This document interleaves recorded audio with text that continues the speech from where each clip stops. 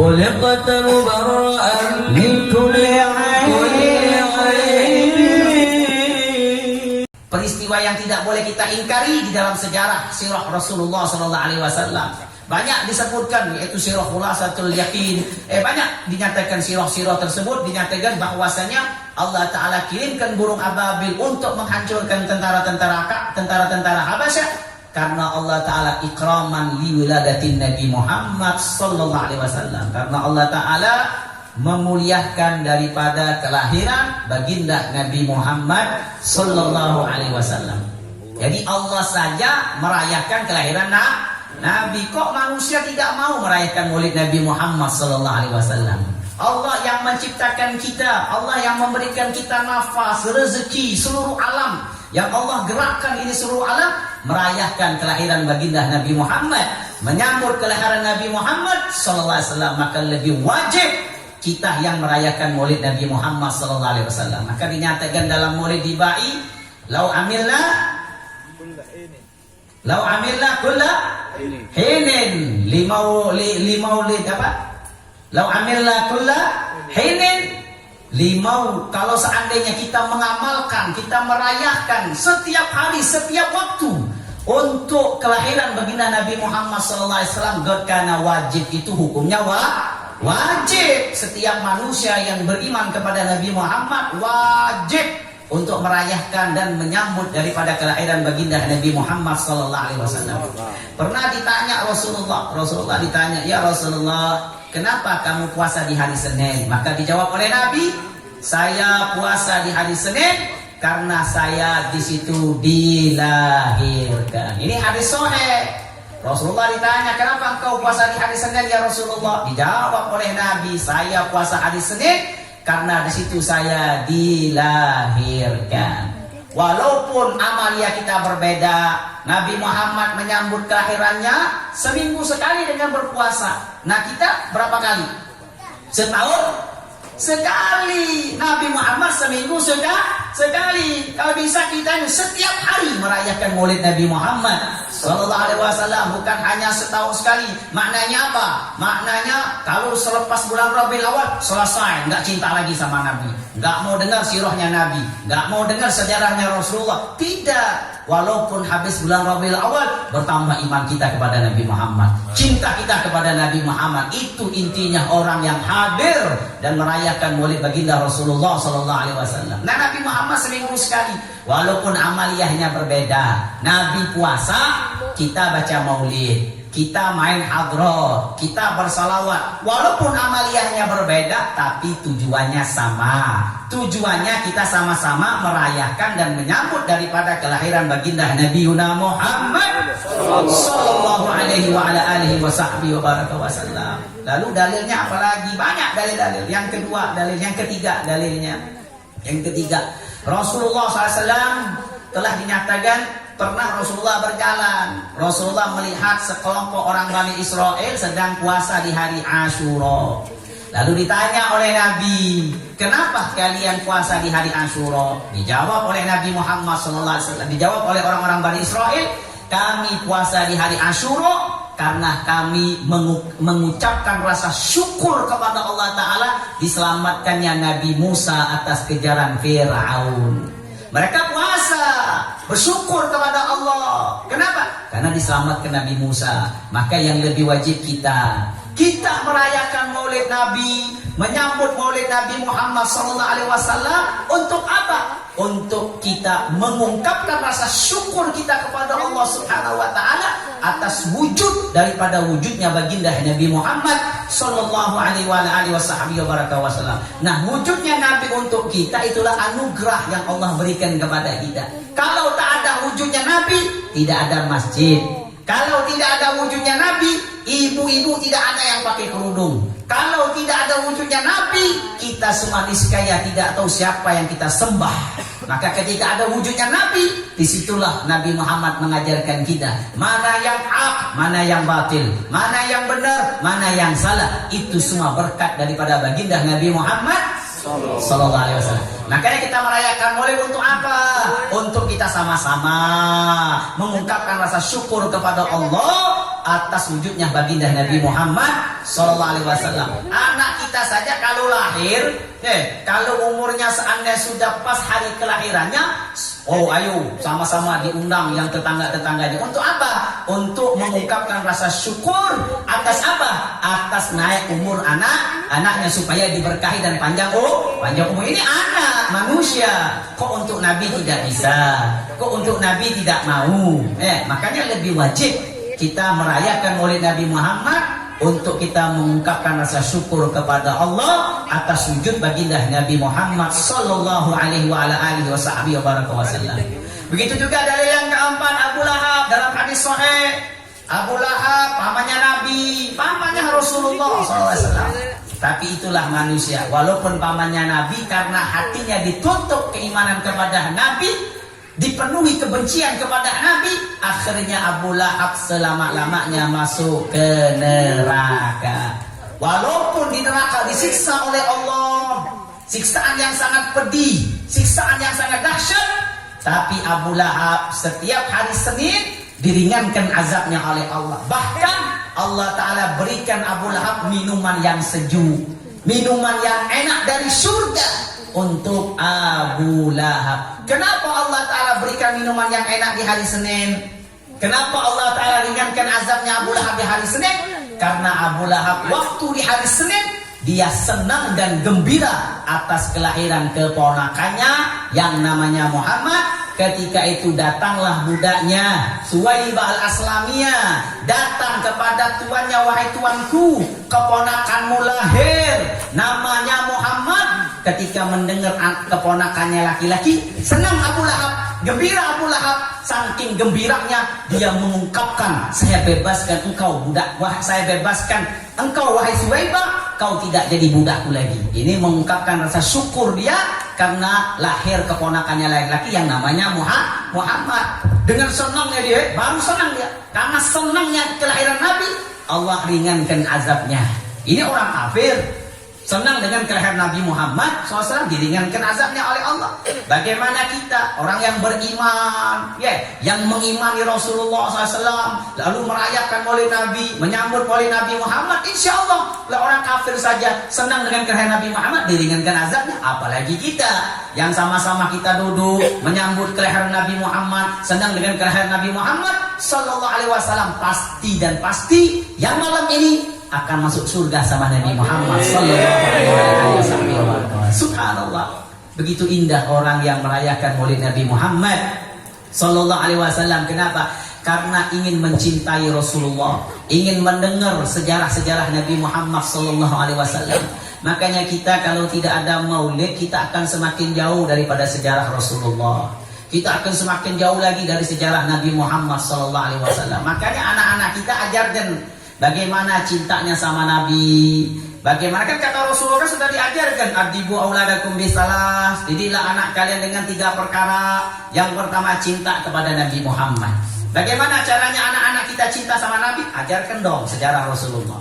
Ceritakan kepada anak-anak kita sejarahnya Nabi Muhammad. Siapa Nabi, siapa anak-anak Nabi, siapa isi-isi Nabi Muhammad, siapa sahabat-sahabat Nabi Muhammad. Nah, itu kewajiban ibu bapak, mengajarkan anak-anaknya untuk kenal sama Nabi. Bukan disibukkan anaknya untuk sekolah, kejar S1, S2, S3, doktor, profesor. Tapi apa yang terjadi? Anaknya tidak kenal sama Nabi Muhammad.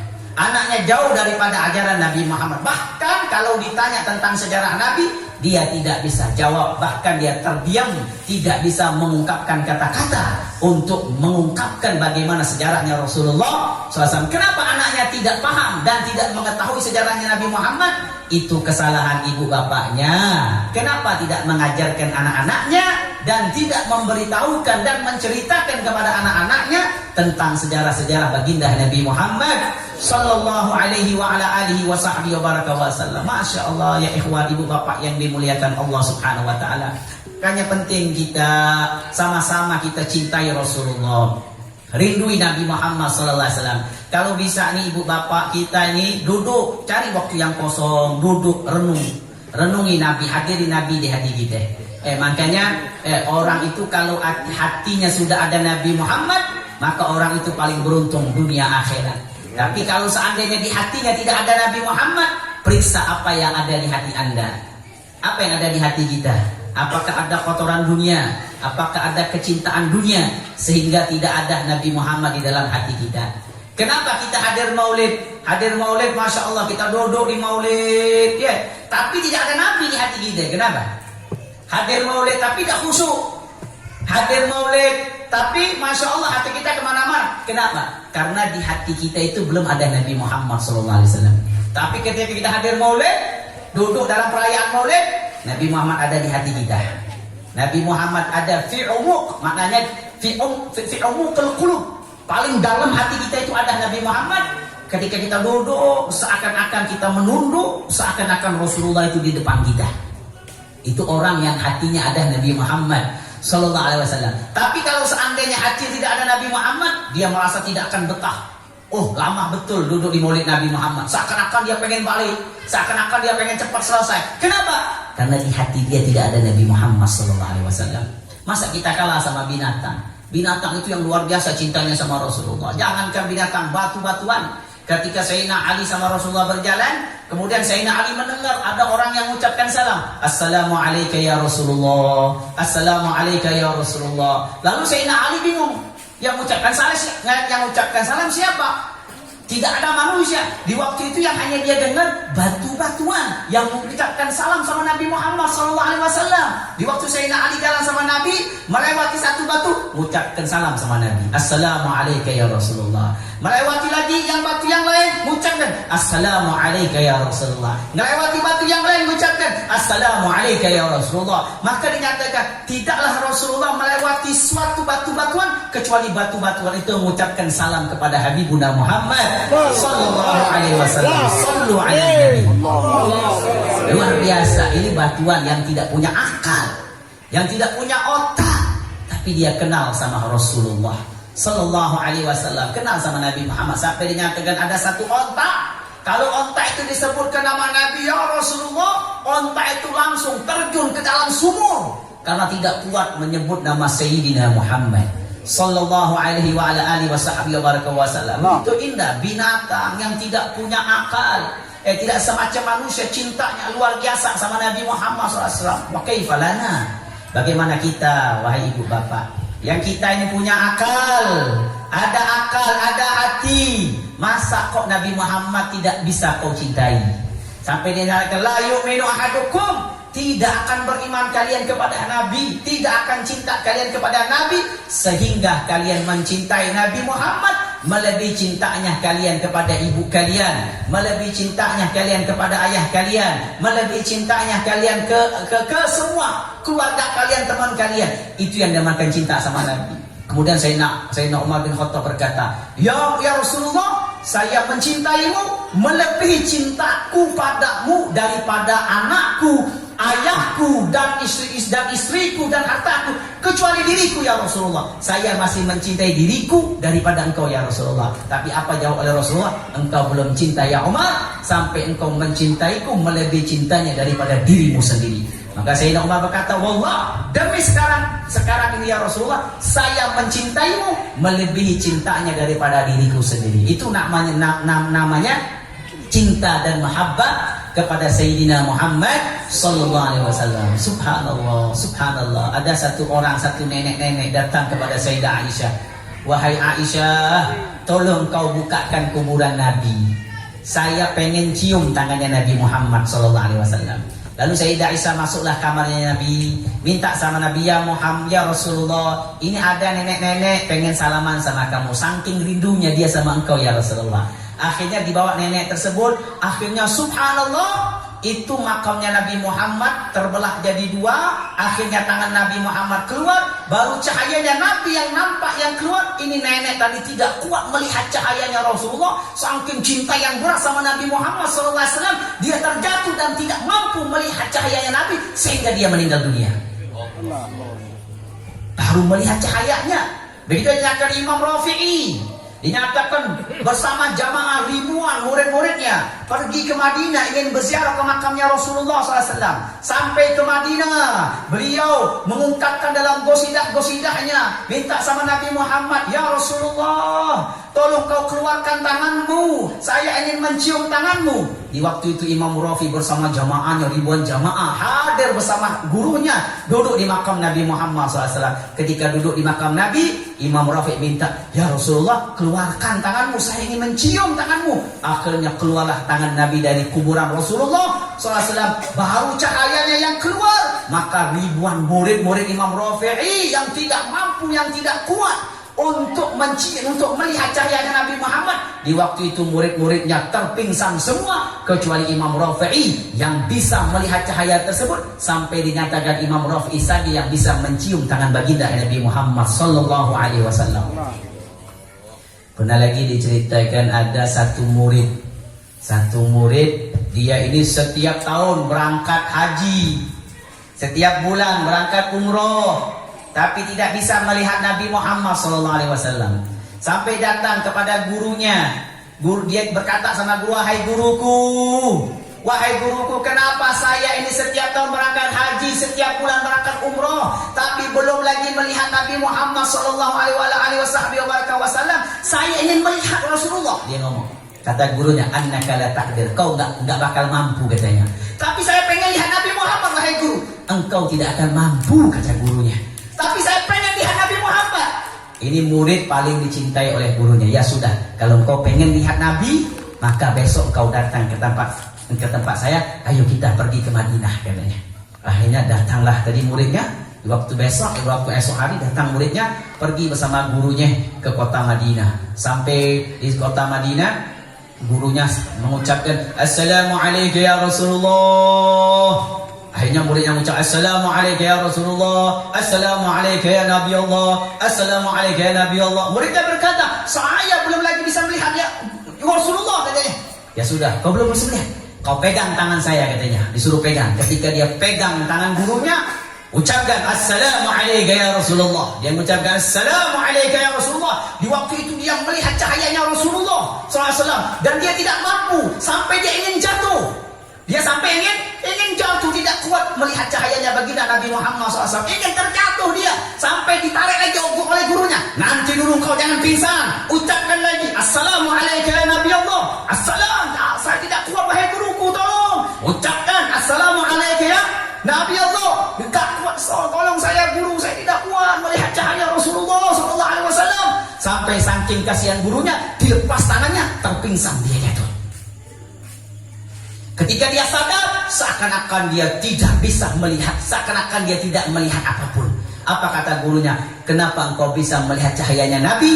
Karena di hati saya sumberkan dan saya transfer hati saya kepada hatimu, sehingga engkau bisa melihat Sayyidina wa Maulana Muhammad."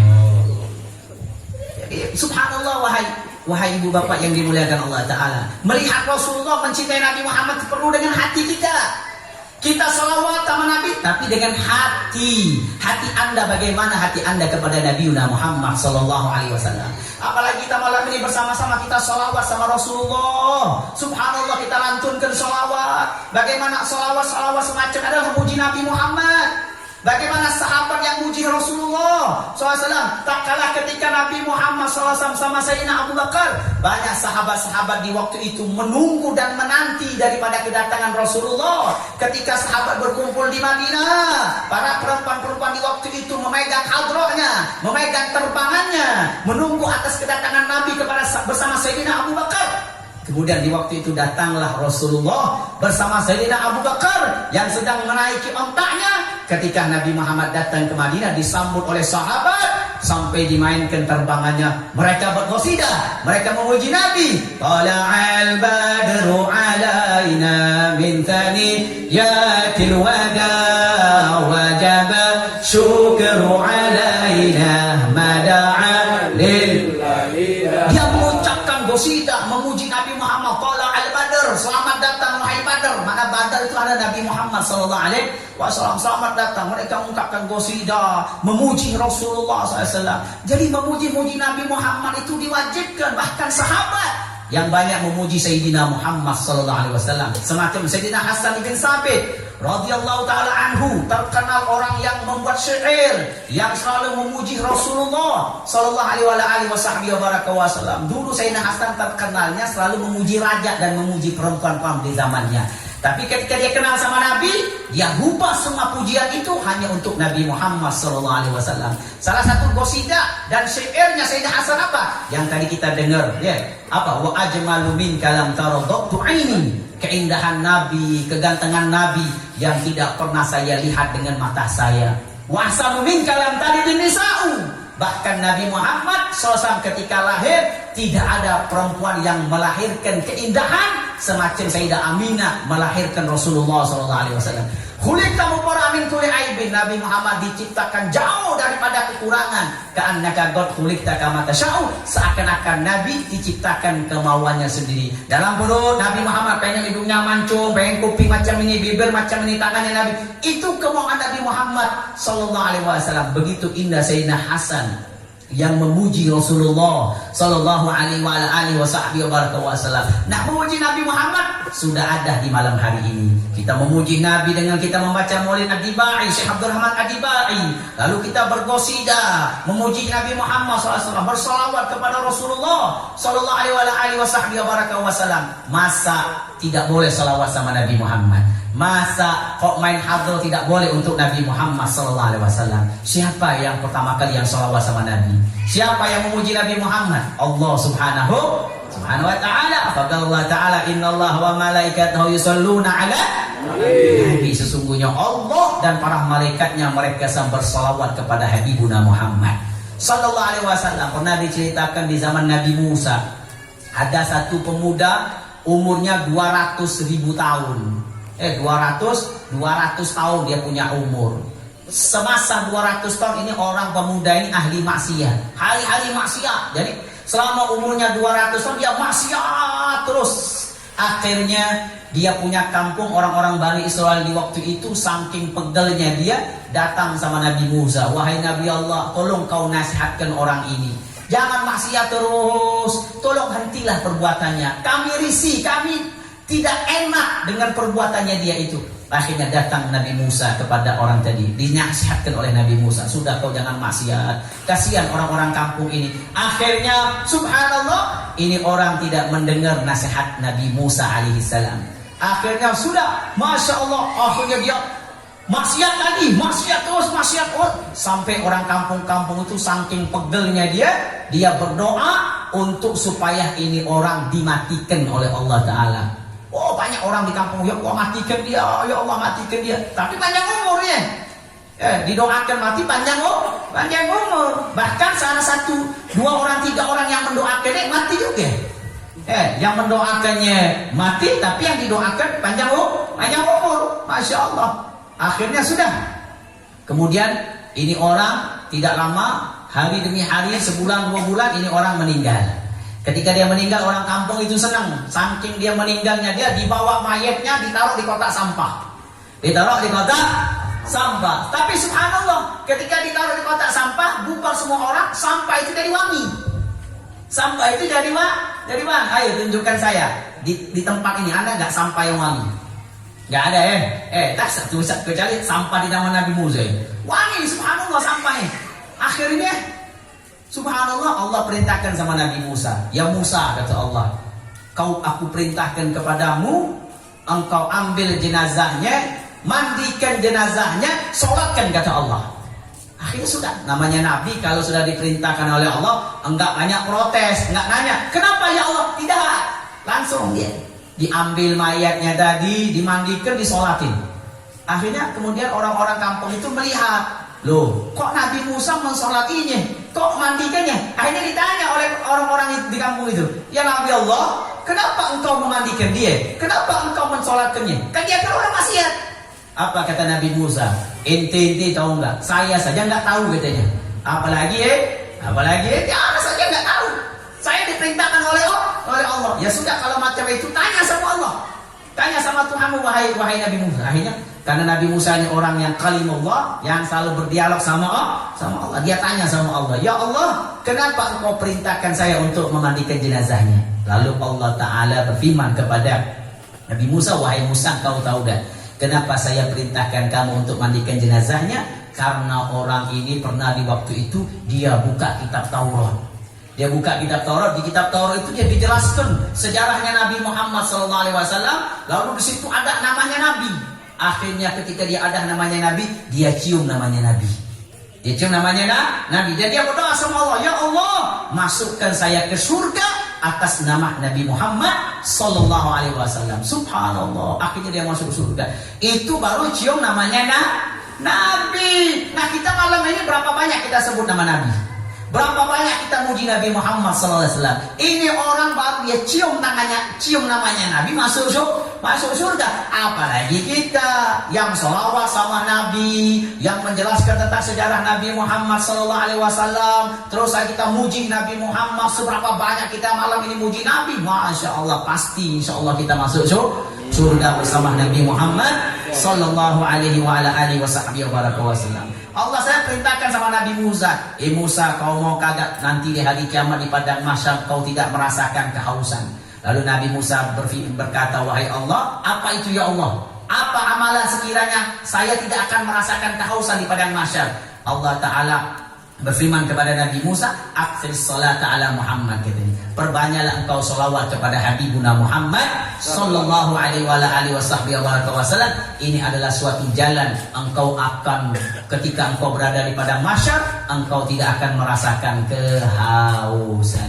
Ibu banyak utang, enggak perlu curhat ibu-ibu sama teman-temannya, salawat deh sama Nabi, salawat sama Rasulullah. Allahumma sholli ala sayyidina Muhammad wa ala sayyidina, insyaallah lunas hutangnya berkat salawat sama Nabi. Bapak lagi pening masalah urusan usahanya, ya Allah usaha saya kok nggak naik-naik, salawat deh sama Nabi Muhammad SAW. Makanya kita setiap hari salawat, balik ke rumah sebelum tidur dia salawat dulu sama Nabi 100 kali. Allahumma sholli ala sayyidina Muhammad wa ala sayyidina Muhammad, Allahumma sholli ala sayyidina Muhammad wa ala, salawat yang banyak sama Nabi Muhammad SAW. Wajibkan kita dalam sehari kalau bisa kita salawat sama Nabi 1000 kali.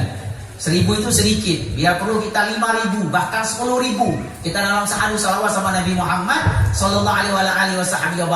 Ini kunci supaya kita dekat sama Rasulullah. Bahkan ada seorang pemuda dalam kitab Mukasyfatul Qulub dari Imam Ghazali, seorang pemuda mimpi Nabi. Ketika mimpi Nabi dia panggil Nabi, ya Rasulullah. Rasulullah tidak menjawab panggilannya, bahkan tidak menoleh Nabi. Dipanggil lagi oleh pemuda tadi, tidak dijawab panggilannya. Lalu Rasulullah SAW bertanya, lalu pemuda ini memanggil Nabi, ya Rasulullah, kenapa engkau tidak jawab panggilan saya? Lalu dijawab oleh Nabi, saya tidak kenal sama kamu, kata Nabi. Ya Rasulullah, saya umatmu. Tidak, kau bukan umatku, kata Nabi, karena engkau tidak pernah salawat sama aku, kata Nabi Muhammad. Bagaimana bapak-bapak, ibu-ibu, kalau ibu-ibu mimpi Nabi, bapak mimpi Nabi, tapi Nabi ngomong sama kita, inti bukan umat saya, kira-kira sedihnya gimana bu bapak? Kalau yang keluar dari lisannya Nabi, ente bukan umatku, wah udah celaka, kita masuk neraka deh. Tapi kalau Nabi Muhammad ngomong sama kita, ente umatku, kita selamat di dunia dan di akhirat. Lalu kemudian saya umatmu, tidak, karena engkau udah salawat sama aku. Akhirnya bangun dari tidur, dia salawat yang banyak sama Nabi, salawat terus dalam harinya, dalam waktunya, dalam menitnya. Dia mimpi lagi Nabi, dia panggil, ya Rasulullah. Lalu Rasulullah menjawab panggilannya. Lalu Rasulullah berkata, antal amin ummati, sekarang engkau baru jadi umatku. Itu berkat orang yang salawat kepada Habibuna Muhammad sallallahu alaihi wasallam. Jadi ibu bapak jangan tinggalkan. Yang ada tasbih, pegang tasbihnya, dibawa terus tasbihnya, salawat sama Nabi Muhammad. Jaga toko, salawat sama Nabi Muhammad. Salawat di mana saja bisa. Sallu haitsuma kuntum fa inna salatukum tablughuni. Salawatlah kalian di mana saja, sesungguhnya salawat kalian akan sampai kepadaku. Walaupun salawatnya tanpa wudu, walaupun salawatnya dengan hati yang kotor, ada hasad, dengki, riya dalam hatinya, tetap ketika dia baca salawatnya akan sampai kepada Habibuna Muhammad SAW. Pernah diceritakan di zaman Imam Sufyan As-Tsauri, ketika Imam Sufyan itu ketika mau hendak tawaf ke Mekah, ketika dia tawaf dia melihat ada anak kecil tawaf, tapi setiap dia tawaf itu salawat terus sama Nabi, bacaannya salawat, Allahumma sholli ala sayyidina Muhammad wa ala sayyidina, salawat. Kan biasanya kalau orang tawaf itu kan ada baca-bacaannya ya, ke Ruknul Yamani dibacaan ini, ini anak kecil salawat terus sama Nabi. Jadi 7 kali keliling itu salawat terus, Allahumma sholli ala sayyidina. Akhirnya heran Imam Sufyan, dia bertanya, wahai anak kecil, katanya, wahai pemuda katanya, saya dari tadi melihat engkau tawaf 7 kali kok selawat terus sama Nabi. Kan ada baca-baca zikir-zikir yang diajarkan oleh Nabi. Ditanya, kenapa kau selawat sama Nabi Muhammad? Ditanya dia, ente siapa katanya? Saya adalah Sufyan As-Tsauri. Kau adalah ulama besar katanya. Kalau seandainya kau bukan ulama besar, saya tidak akan menceritakan kenapa saya selawat sama Nabi. Hanya diceritakan, dulu saya punya ayah katanya. Ketika saya berjalan sama ayah saya, di waktu dalam perjalanan ayah saya meninggal. Ketika meninggal wajahnya hitam. Dulu wajahnya ganteng, wajahnya putih. Di waktu mati hitam dia punya wajah. Akhirnya saking saya sedih lihat wajah kok bisa hitam. Kenapa ini disiksa oleh Allah Subhanahu Wa Taala? Dia mimpi, dia tidur, dia nangis, dia terlelap dalam nangisnya, dia tidur. Dalam tidur dia melihat ada manusia pakai pakaian putih, wajahnya ganteng yang tidak pernah dia lihat di dunia, kegantengan dan kecakapannya, handsome-nya dia. Akhirnya ini orang tadi mendekatkan ayahnya, dibuka kain kafannya, lalu diusap dengan tangan yang mulia. Jadi putih dia punya wajah. Akhirnya ketika orang ini mau hendak pergi, anak pemuda tadi dia pegang bahunya. Siapa engkau katanya? Engkau tidak kenal saya. Saya adalah Muhammad bin Abdullah, Nabi kamu katanya. Rasulullah SAW. Ketika dia tahu Nabi Muhammad, dia peluk Nabi Muhammad SAW dan dia tanya, wahai Rasulullah, kenapa ini dosa ayah saya sehingga wajahnya hitam? Diceritakan oleh Nabi, dulu ayahmu ini orang yang maksiat terus hari-harinya, tapi dia tidak pernah lupa dan tidak pernah lupa setiap hari, setiap menit dia selalu mengucapkan, dia selalu membaca di dalam lisannya, mulutnya untuk salawat kepadaku, kata Rasulullah. Dengan berkat salawat saya berikan syafaat kepada dia, berkat salawat saya bantu dia. Subhanallah. Ketika ibu bapak ke alam kubur, datang 2 malaikat sampai dinyatakan Munkar wa Nakir, matanya keluar api. Ketika orang melihatnya dia takut. Di waktu itulah orang di waktu itu di alam kubur berat lisannya untuk mengucapkan kalimat Allah. Akhirnya datang Munkar wa Nakir, mentakimkan dan bertanya, "Man rabbuka?" Siapa Tuhanmu? Berat dia menjawabnya karena dia takut melihat 2 malaikat itu. Tapi Allah kirimkan 1 malaikat. Ketika ada 1 malaikat datang ke kuburannya, kemudian malaikat tadi datang ke alam kuburnya, menghijab dan menghutuk dan menutup penglihatan orang ini kepada 2 malaikat ini. Lalu diajarkan oleh malaikat, katakan Rabbuk, Tuhanmu adalah Allah. Katakan Tuhanmu Allah. Akhirnya dia bisa jawab Allah. Lalu dia tanya, siapa engkau? Saya adalah malaikat yang Allah kirimkan kepadamu karena kamu waktu di dunia tidak pernah lupa salawat kepada Habibuna Muhammad sallallahu alaihi wa ala alihi wasallam. Jadi saya mau tanya nih, salawat bagus apa tidak? Bagus apa tidak? Orang yang salawat akan dapat syafaat dari Nabi Muhammad tidak? Dapat pertolongan dari Nabi tidak? Sallu ala Nabi. Masya Allah ibu bapak. Jadi jangan pernah lupa kita salawat sama Nabi. Ajarkan anak-anaknya salawat sama Nabi. Ajarkan anak-anaknya dari umur 7 tahun. Ajarkan yuk salawat sama Nabi supaya dia mimpi Nabi. Karena anak kecil itu hatinya masih bersih, matanya masih bersih. Makanya anak-anak kecil itulah yang bisa mimpi Nabi. Semacam orang-orang terdahulu yang selalu mendiri anak-anaknya untuk salawat dan selalu mimpi sama Nabi Muhammad sallallahu alaihi wa ala alihi wasallam. Maka dari itu ibu bapak, insya Allah mudah-mudahan kita yang hadir sini, mudah-mudahan hajat-hajat ibu bapak dikabulkan oleh Allah, insya Allah. Yang punya hutang dilunaskan oleh Allah, insya Allah. Mudah-mudahan ya Allah dengan berkat kita merayakan Maulid Nabi Muhammad, kita sama-sama merayakan Maulid Nabi, mengucapkan salawat kita sama Nabi, memuji salawat kita sama Rasulullah. Insya Allah mudah-mudahan Allah Ta'ala ampunkan dosa-dosa kita, insya Allah. Allah Ta'ala angkat derajat kita, insya Allah. Mudah-mudahan yang hadir pada saat ini insya Allah malam ini bisa bermimpi Nabi Muhammad. Insya Allah, amin ya Allah, amin ya Allah. Mudah-mudahan ibu bapak yang hadir pada malam ini insya Allah la yukhayyib raja'ana. Allah tidak akan sia-siakan harapan kita. La yukhayyib raja'ana. Mudah-mudahan Allah tidak sia-siakan harapan kita di malam hari ini. Ya Allah, mudah-mudahan Allah tidak sia-siakan harapan kita. La yukhayyib raja'ana ya Allah. Jangan kau sia-siakan harapan kami ya Allah.